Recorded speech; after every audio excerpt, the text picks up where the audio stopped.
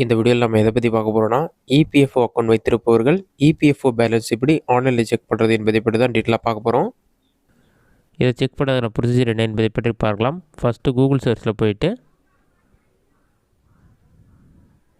EPFO பாஸ்புக்னு சொல்லி type பண்ணுங்கள்.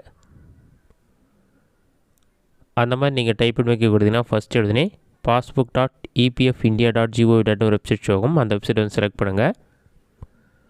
அந்த வெப்சைட் நீங்கள் செலக்ட் பண்ண ஒரு 5 செகண்ட்ஸ் லோடாகும். லோடாகி கம்ப்ளீட்டாக வரைக்கும் வெயிட் பண்ணுங்கள். வெப்சைட் ஓப்பன் ஆன பிறகு இந்த மாதிரி தான் ஷோகும். வெப்சைட் பார்த்திங்கன்னா தற்போது அப்டேட் பண்ணியிருக்காங்க. இதில் பார்த்தீங்கன்னா sign in EPF passbook and claim ஸ்டேட்டஸ்னு ஒரு ஆப்ஷன் இருக்கும். அதற்கு உங்களுடைய யூனிவர்சல் அக்கௌண்ட் நம்பர் என்டர் பண்ணுங்கள். 101 சொல்லி ஸ்டார்ட் ஆகும். அந்த நம்பரை என்டர் பண்ணிவிட்டு பாஸ்வேர்டு என்டர் பண்ணி கேப்சா இருக்கும், அதை பார்த்து டைப் பண்ணிவிட்டு சைன்இன் ஆப்ஷன் வந்து கிளிக் பண்ணுங்கள். நீங்கள் சைன்இன் கொடுத்தோன்னே ஒரு 5 செகண்ட்ஸ் லோடாகும். லோடாகி கம்ப்ளீட்டாக வரைக்கும் வெயிட் பண்ணுங்கள். லோடாகி கம்ப்ளீட் ஆன பிறகு உங்களோட அக்கௌண்ட் லாகின் ஆகிடும். லாகின் ஆன பிறகு மெம்பரைஸ் பேலன்ஸ்னு ஒரு ஆப்ஷன் இருக்கும். அதுக்கு இபிஎஃப்ஓ சம்மரின்னு சொல்லி கொடுத்துருப்பாங்க. இதில் வந்து டோட்டல் அவைலபிள் பேலன்ஸ் பார்த்திங்கன்னா 19,600 இருக்குது. அதேமாதிரி எம்ப்ளாயி ஷேர் எவ்வளோ இருக்குது, எம்ப்ளாயர் ஷேர் எவ்வளோ இருக்குது, அந்த மாதிரி டீட்டெயில் எல்லாமே தனித்தனியாக கொடுத்துருக்காங்க. இது எல்லாமே நீங்கள் செக் பண்ணிவிட்டு மறுபடியும் பாட்டமில் ஸ்க்ரோல் பண்ணுங்கள்.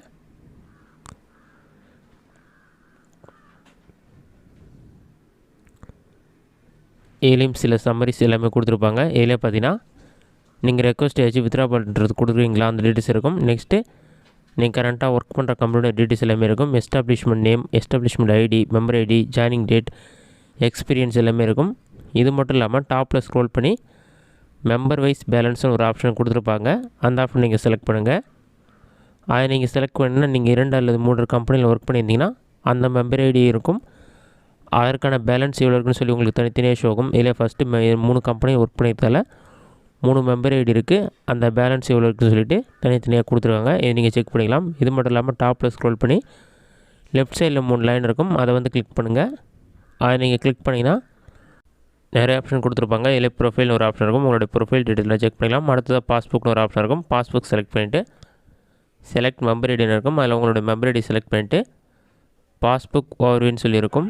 எந்த மெம்பர் ஐடி டீட்டெயில்ஸ் செக் பண்ணுமோ அதை நீங்கள் செலக்ட் பண்ணிங்கன்னா அதில் எல்லா டீட்டெயில்ஸுமே இருக்கும். பேலன்ஸ் எவ்வளோ இருக்குன்னு சொல்லிட்டு இருக்கும்.